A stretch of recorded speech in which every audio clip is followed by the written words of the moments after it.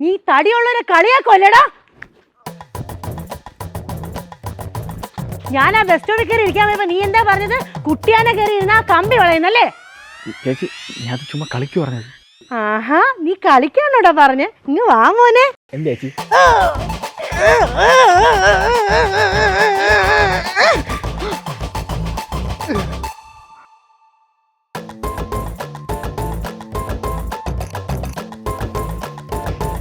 അല്ലേലും നിന്നെ പോലുള്ളവന്മാർക്കേ ഞങ്ങളെ കാണുമ്പോൾ കുറച്ച് ചൊറിച്ചിൽ കൂടുതല. തടിച്ച് ചക്കപ്പോത്ത് ഏത് കടയിന്നാ റേഷൻ വാങ്ങുന്ന നിന്നെയൊക്കെ ഉണ്ടല്ലോ.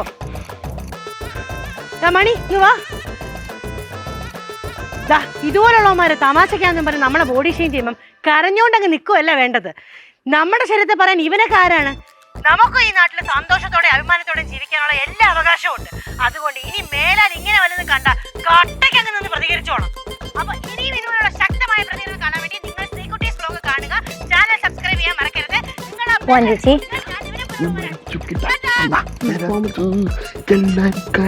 സമയത്ത് എന്റെ കവിതകൾ എന്നെ തേടി വരും, എന്നെ മാറി നാട്ടുകാരെ.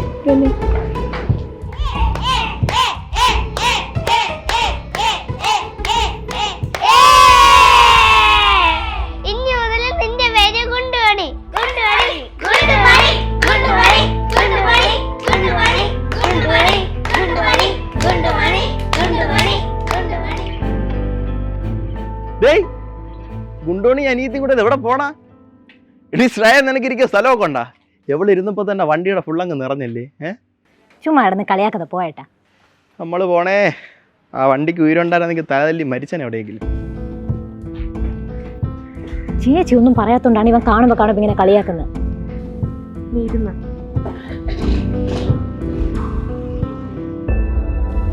എൻ്റെ മൂത്ത മോക്ക് ഇപ്പം തന്നെ വയസ്സ് 28 കഴിഞ്ഞു.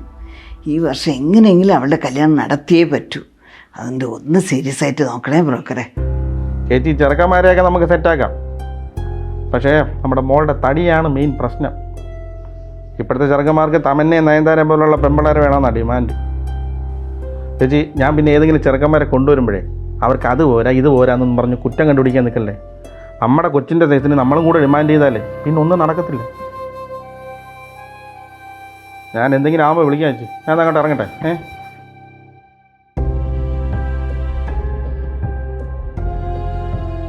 അയ്യോ, ലൈബ്രറിയിൽ നിന്ന് ബുക്ക് എടുക്കാൻ വിട്ടുപോയി. നേരത്തെ പറയത്തുണ്ട്. ഈ സൈസിനൊക്കെ ഞാൻ ഇനി എവിടെ പോയി തപ്പും?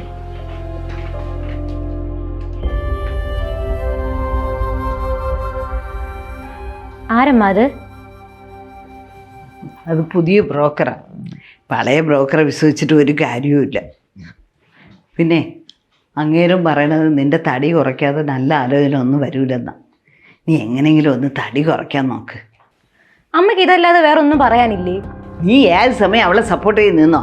അവൾ കല്യാണം കഴിയാതെ നിന്നാലേ തൊലയാൻ പോണത് നിന്റെ ജീവിതം കൂടിയാ. ഞാൻ കാരണം ഇവിടെ ആരുടെ ജീവിതം തൊലയണ്ട. അമ്മ വേണമെങ്കിൽ അവൾക്ക് കല്യാണം ആലോചിച്ചോ? ഓ, എന്നാലും തടി കുറയ്ക്കുമെന്ന് പറയരുത്. എൻ്റെ കണ്ണടയണ മുമ്പ് രണ്ടിടത്തേയും നല്ല രീതിയിൽ കെട്ടിച്ചു വിടണമെന്നാ എൻ്റെ ആഗ്രഹം. അതൊന്നും നിനക്കറിയണ്ടല്ലോ. ഏത് സമയം തിന്നെ ഇങ്ങനെ വീട്ടിൽ തന്നെ ഇരുന്നോ?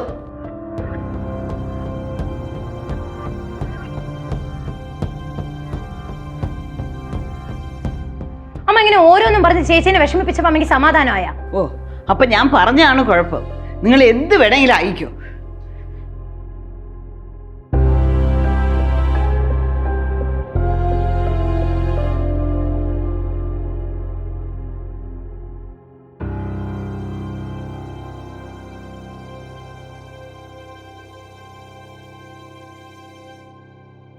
നമ്മളെയൊക്കെ കുറ്റപ്പെടുത്താനും കളിയാക്കാനും 1000 പേരുണ്ടാവും. എന്തിന്? നമ്മുടെ വീട്ടുകാർ പോലും നമ്മളെ മനസ്സിലാക്കണമെന്നില്ല. പക്ഷേ നമ്മുടെ സന്തോഷം തീരുമാനിക്കേണ്ടതാരാ? നമ്മൾ തന്നെ. ഈ എനിക്ക് തന്നെ കല്യാണം നടക്കൂലെന്ന് പറഞ്ഞു, കുട്ടികളുണ്ടാവില്ലെന്ന് പറഞ്ഞു. എന്നിട്ട് എന്തായി? ഞാൻ കല്യാണവും കഴിച്ച് കുട്ടിയായിട്ട് സന്തോഷത്തോടെ ജീവിക്കുന്നു. നമ്മളെ ആദ്യം അക്സെപ്റ്റ് ചെയ്യാനും സ്നേഹിക്കാനും പഠിക്കണം. അപ്പൊ നമ്മുടെ ജീവിതത്തിൽ നമ്മളെ സ്നേഹിക്കുന്നവർ താനെ വന്നോളൂ.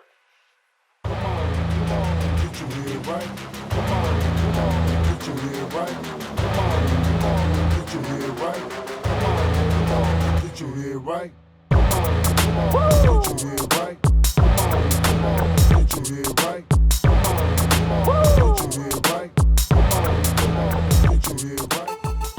കഴിഞ്ഞ എൻ്റെ വീഡിയോയ്ക്ക് ഒരു കമൻറ്റ് വന്നായിരുന്നു, ഇനിയും ബർഗറും പിസയും കഴിച്ചാൽ ഞാൻ അങ്ങ് പൊട്ടിപ്പോകുന്നു.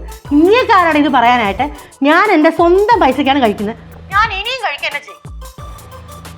അതെ, ഈ മെലിഞ്ഞിരിക്കാൻ വേണ്ടിയുള്ള ഡയറ്റ് എന്ന് പറഞ്ഞ് പച്ചില ജ്യൂസും കുടിച്ച് ഇഷ്ടമുള്ള ഫുഡൊന്നും കഴിക്കാതെ ഈ പട്ടി കിടക്കുന്നതിനേക്കാളും നല്ലത് ആകെ ഒരു ജീവിതം. അത് ഇഷ്ടമുള്ളതെല്ലാം കഴിച്ചങ്ങ് ആസ്വദിച്ച് ജീവിക്കണം. ഇനി നിങ്ങളെ ആരെങ്കിലും ഡയറ്റ് എന്നും വർക്കൗട്ട് എന്നും പറഞ്ഞ് ഫോഴ്സ് ചെയ്യാൻ വന്നാൽ അവരെ കണ്ട വഴി ഓടിക്കണം. പിന്നെ എൻ്റെ ഈ തടി കാരണമാണ് ഞാൻ ഇത്രയും വലിയ ഇൻഫ്ലുവൻസറും ഫുഡ് ബ്ലോഗറും ഒക്കെ ആയത്. ഞാൻ ഇങ്ങനെ ഇരിക്കുന്നത് വളരെ പോസിറ്റീവായിട്ട് കാണുന്ന ഒരാളാണ്. പിന്നെ നീയൊക്കെ എത്ര നെഗറ്റീവ് പറഞ്ഞാലും ഞാൻ മാറാൻ പോകുന്നില്ല. ഒരു പണി നോക്കടാ. എന്ത് കഴിക്കലെന്ന് പറഞ്ഞാൽ അത് തന്നെ കഴിച്ചുകൊണ്ടിരിക്കും. ചേച്ചി എപ്പോഴും ഈ പെണ്ണുമ്പിള്ളയുടെ വ്ളോഗ് കണ്ടോണ്ടിരിക്കല്ലേ? മര്യാദയ്ക്ക് നാളെ തൊട്ട് ഈ ജിമ്മി പോവാ എൻ്റെ കൂടെ. പിടി ചേച്ചി, ഞാൻ ഇന്ന് പോയി ജിമ്മ് കണ്ട്. അവിടെ functional training, kick boxing, Zumba, cross fit, strength training എല്ലാം ഉണ്ട്. പിന്നെ നമ്മളെ ട്രെയിൻ ചെയ്യിപ്പിക്കാൻ പോകുന്നത് mister universe title winner Anand സേവിയറാ. നമ്മൾ പോയാൽ മാത്രം മതി, കോച്ച് ബാക്കി റെഡിയാക്കിക്കോളൂ. എനിക്കൊന്നും വയ്യ, ഞാൻ ഇങ്ങനെയൊക്കെ തന്നെ ഇരുന്നോളാം. വണ്ണുള്ളവർ ഈ ലോകത്ത് മര്യാദയ്ക്കൊക്കെ ജീവിക്കുന്നുണ്ട്. നീയേ ഈ ചേച്ചിയുടെ വീഡിയോ ഒന്ന് നോക്ക്. ചേച്ചി എന്തൊരു കട്ട മോട്ടിവേഷൻ എന്നാണ്. തന്നെ ചേച്ചി നല്ല ആളെയാണ് ഫോളോ ചെയ്തുകൊണ്ടിരിക്കുന്നത്. ഇവർ ഈ ജങ്ക് ഫുഡും കഴിച്ച് ഹാപ്പി ആയിരിക്കണമെന്ന് മാത്രമല്ലേ നിങ്ങൾ കാണുന്നുള്ളൂ. ശരിക്കും ഇവരുടെ റിയൽ ലൈഫിൽ എന്തൊക്കെ ഹെൽത്ത് പ്രോബ്ലംസ് ഉണ്ടെന്ന് ആർക്കറിയാം? അത് വല്ലതും വീഡിയോ ആയിട്ട് വരുന്നുണ്ടാ? നീ ഇനി എന്തൊക്കെ പറഞ്ഞാലും എനിക്ക് കല്യാണം കഴിക്കാൻ ഒരു ഉദ്ദേശവും ഇല്ല. ഞാൻ വണ്ണം കുറച്ചിട്ട് ഒരുത്തിനും എന്നെ കെട്ടേ വേണ്ട. പിന്നെ എന്നെ ഇങ്ങനെ ആര് അക്സെപ്റ്റ് ചെയ്യോ അപ്പം ഞാൻ കല്യാണം കഴിച്ചോളാം. ബെല്ലടിക്കണം, പോയി നോക്കായിരുന്നു. ഓ, ഞാൻ നോക്കിക്കോളാം. വീട്ടിൽ പോവും. കണ്ടാക്കുന്നത് ചേച്ചി, മൂക്ക് പറ്റിയൊരു ആലോചന വന്നിട്ടുണ്ട്. വേണ്ട, ഇതാ ചെറുക്കൻ.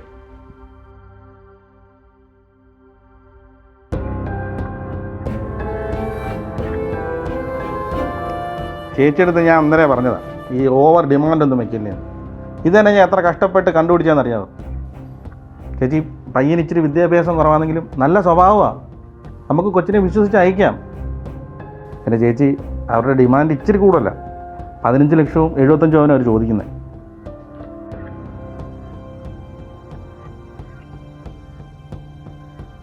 ഉള്ളതുപോലെ പറയാമല്ലോ. ചേച്ചിയുടെ മോളുടെ തടി ഇച്ചിരി കുറവായിരുന്നെങ്കിൽ ഞാൻ സ്ത്രീധനം ഇനിയും ചവിട്ടി പിടിച്ചാൻ. പിന്നെ ഒരു കാര്യം പറയാം, ഇനി ഇതുപോലൊരു ആലോചന കിട്ടുന്ന കാര്യം പാടാം. ചേച്ചി, കാശല്ലല്ലോ, മോളുടെ കല്യാണമല്ലേ വലുത്. അതുകൊണ്ട് നമുക്കിത് എങ്ങനെയെങ്കിലും അങ്ങ് നടത്താം. അങ്ങനെ ആരും ഒരു കല്യാണം ഇവിടെ നടത്തണ്ട. അയാളെ കോപ്പിലൊരു കല്യാണം. എന്റെ തൂക്കം നോക്കി ശ്രീധരൻ ചോദിക്കണം, നാളുകൾ വീട്ടിൽ എന്നെ അയക്കണോ അല്ലേ? തനിക്ക് നാണം ഉണ്ടാടോ? തനിക്കാണ് ഇങ്ങനെ ഒരു മകളുണ്ടെങ്കിൽ ഇതുപോലെ ഒരു ആലോചന താൻ കൊണ്ടുവരും. ഇരിക്കണോ അവിടെ? ദേ, ഈ ജന്മം മൊത്തം എനിക്ക് കല്യാണം കഴിഞ്ഞില്ലെങ്കിലും കുഴപ്പമില്ല. പക്ഷെ ഇതുപോലുള്ള വൃത്തിയേട്ടന്മാരെ എന്റെ ജീവിതത്തിൽ സഹിക്കാൻ എനിക്ക് പറ്റൂല. അതിനെക്കാട്ടി ഞാൻ ഒറ്റയ്ക്ക് ജീവിക്കും.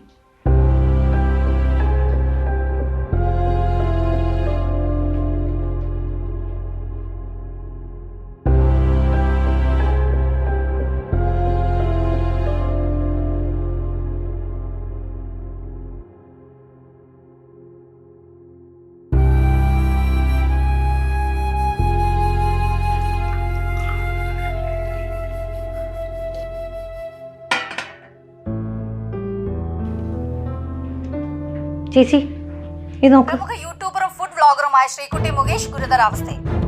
തിരുവനന്തപുരത്ത് ഒരു ഹോട്ടലിൽ വ്ളോഗ് ചെയ്യുന്നതിനിടയിലാണ് ശ്രീകുട്ടി കുഴഞ്ഞു വീണത്. സ്വന്തം ശരീരത്തെ സ്നേഹിക്കുക എന്ന ബോഡി പോസിറ്റിവിറ്റി മെസ്സേജുകളിലൂടെയാണ് ശ്രീകുട്ടി ജനങ്ങളുടെ പ്രിയങ്കരിയായി മാറിയത്.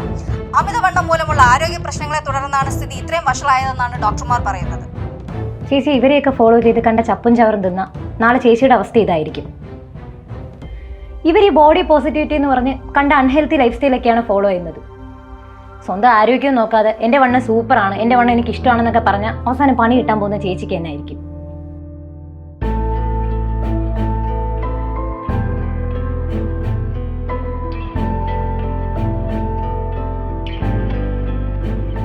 Hi, hello. കുറച്ച് പേരൊക്കെ വന്നിട്ടുണ്ടല്ലോ.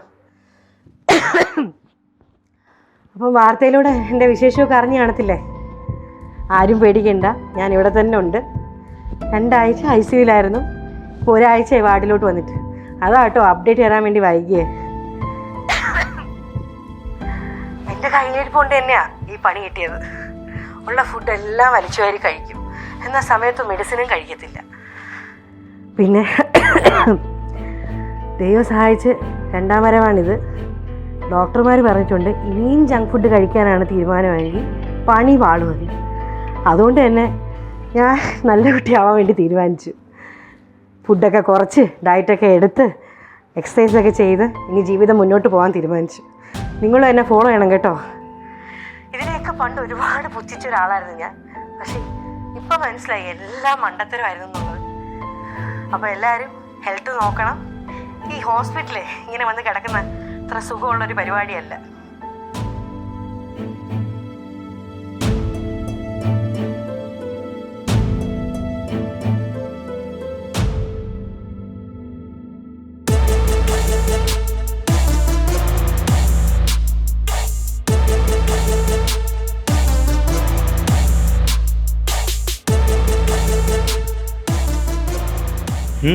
ചെയ്യ്. കോച്ചെ, ഇങ്ങനെയൊക്കെ ചെയ്താൽ വണ്ണം കുറയോ? എനിക്ക് വയ്യ. രേണുവിൻ്റെ ഹെൽത്ത് പാരാമീറ്റേഴ്സ് എല്ലാം ഞാൻ എടുത്തിട്ടുണ്ട്. അപ്പോൾ അത് വെച്ചിട്ടുള്ള ഡയറ്റും വർക്കൗട്ടുമാണ് ഞാൻ തന്നിട്ടുള്ളത്. പിന്നെ ഇത് ഇന്നലെ ഒന്നും ഉണ്ടായ വണ്ണമൊന്നും അല്ലല്ലോ. ഞാൻ തന്നിട്ടുള്ള ഡയറ്റും വർക്കൗട്ടും പ്രോപ്പറായിട്ട് കൺസിസ്റ്റൻ്റ് ആയിട്ട് ചെയ്യുകയാണെങ്കിൽ ഉറപ്പായിട്ട് റിസൾട്ട് കിട്ടും.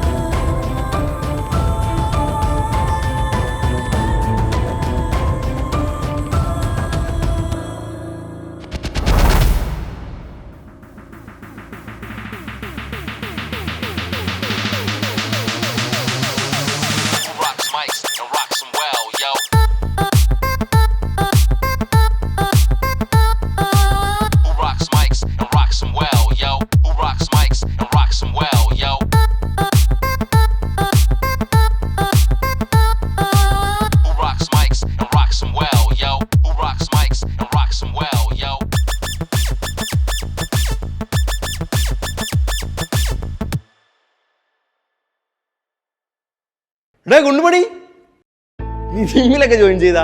ചേടാ, ഞാനിവിടെ വന്നിട്ട് കാര്യമില്ലല്ലേ. നീ വർക്കൗട്ട് ചെയ്താൽ ഇവിടുത്തെ മെഷീൻ മൊത്തം സർവീസിലുണ്ട് പോകൂലേ?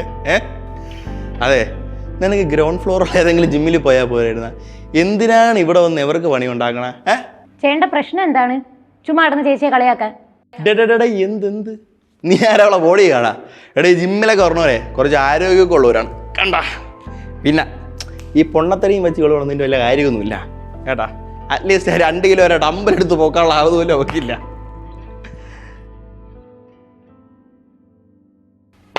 അവൾക്ക് ആരോഗ്യമില്ലെന്നേ നീ അങ്ങ് പറഞ്ഞാൽ മതിയോ?